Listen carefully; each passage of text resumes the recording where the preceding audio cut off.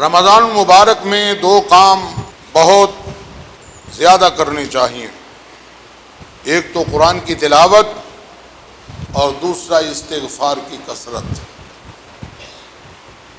اللہ تعالیٰ سے معافی مانگتے رہنا چاہیے۔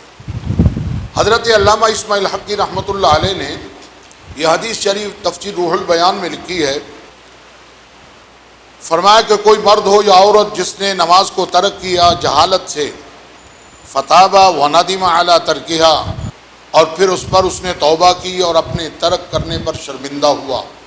اور توبہ کرنے کا مطلب یہ ہوتا ہے جو پہلے گناہ ہو گیا اس سے معافی مانگے، اس کا مداوع کرے، یعنی نمازوں کو جو قضا ہو چکی ان کو ادا کرے، اور جو وقت سے بے وقت پڑھی اس پر وہ اللہ کی بارگاہ میں شرمندہ ہو۔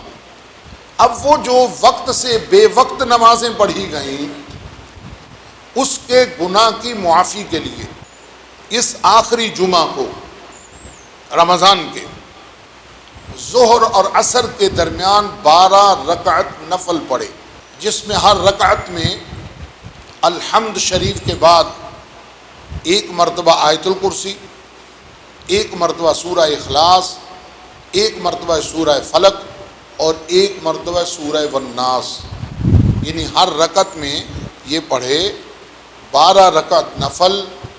تو امید ہے اللہ تبارک و تعالی وہ جو نمازیں قضا کر کے پڑھیں ان کا جو گناہ ہے وہ اپنے فضل سے معاف فرما دے گا۔ یہ معنی نہیں ہے کہ پورا سال نماز نہ پڑھو، آخری جمعہ کو 12 رکعت نفل پڑھ لو پچھلی سب ادا ہو جائیں گی، یہ معنی نہیں ہے۔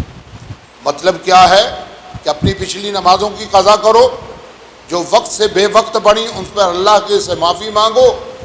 اب اس معافی کے حصول کے لیے یہ جمعہ کو بعد 12 رکعت نفل پڑھو کہ اللہ تعالیٰ وہ گناہ معاف فرما دے۔ اور نماز کے ترک کا گناہ کتنا کہ جو شخص ایک نماز کو چھوڑ دیتا ہے اس کا نام دوزخیوں کی صف میں لکھا جاتا ہے۔ اب اندازہ لگا لو۔ اور فرمایا کہ جو نماز کی محافظت نہ کرے گا اس کا حشر حامان، قارون، شداد، فرعون کے ساتھ ہوگا۔